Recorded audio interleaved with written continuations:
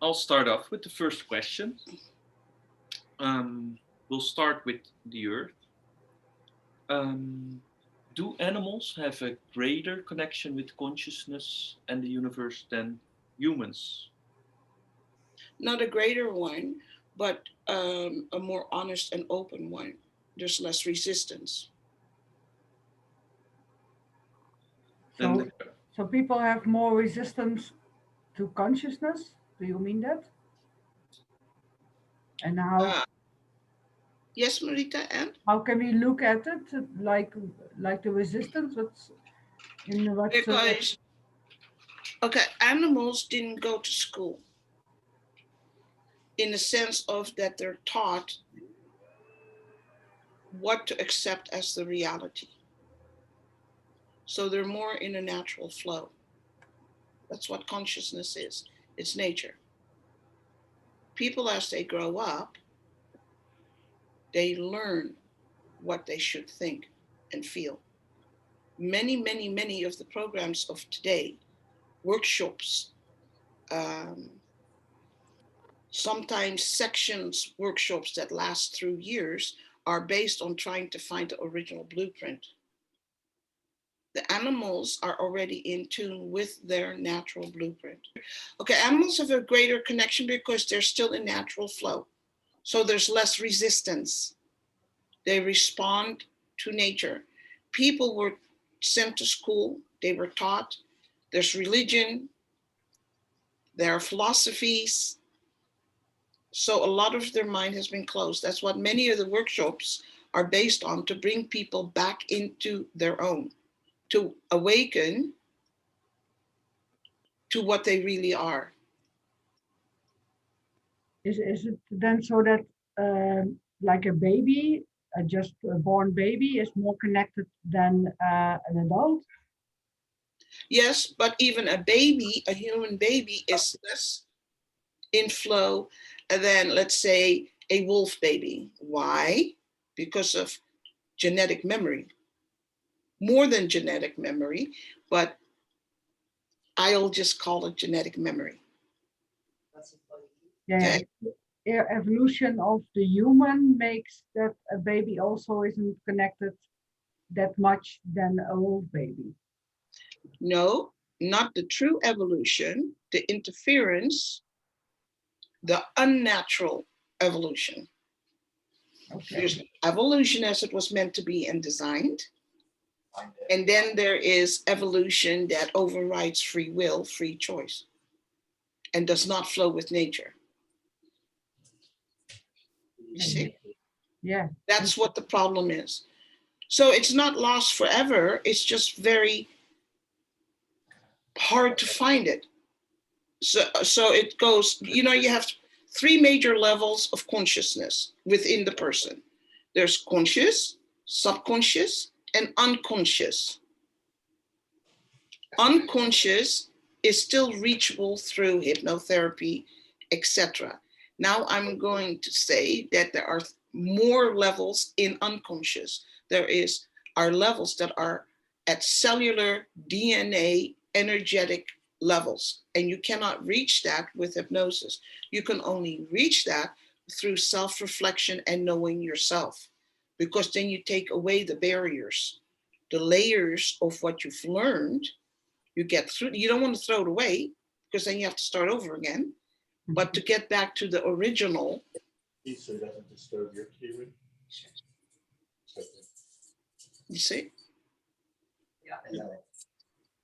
Any more questions regarding that? Is physical exercise a prerequisite for enlightenment if you talk about the body and the cells and No. the subconscious? No, but it certainly makes it easier. Can everybody hear the questions clearly? Because in case you want to build. And they are a little bit on the background, so. Okay, je moet een beetje meer. Yeah. Ask the question again. Is physical exercise necessary to reach enlightenment? My answer was no.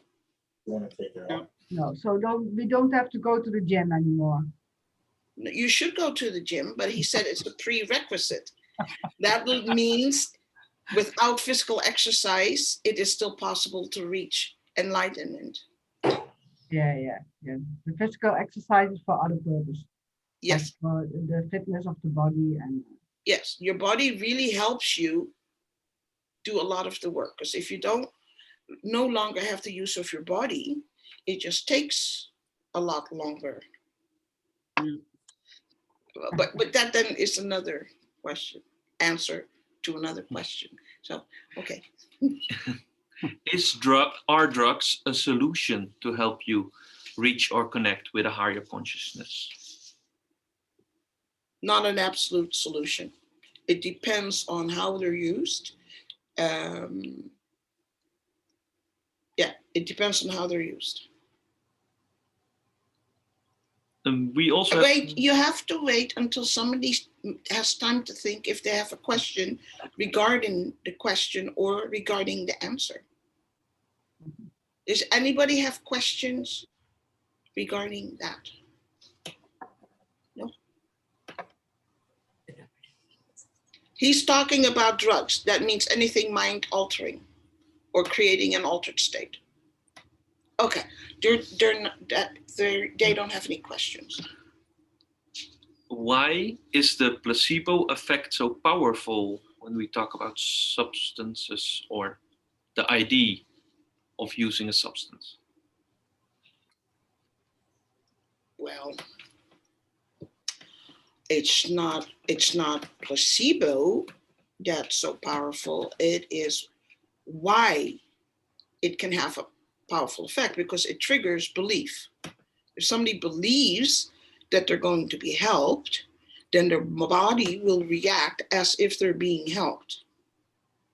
So in fact, it's not the placebo thing that makes you better, it is yourself, which then becomes confirmation that we can do miraculous things through our belief system. But we have to remember that our belief system on its own doesn't do the job. Our belief system connects the energetic potential to capacity, and it's an energy working, similar to when somebody who is a healer gives a healing. In this case, you do it for yourself through your belief. Yeah. yeah, that's really interesting. So your belief system can help you to heal yourself, but um, how is it then affected like the placebo? Because you believe in the product, in the placebo product. Yeah. Yeah, I know what you mean, but I'm also confused by what you're saying.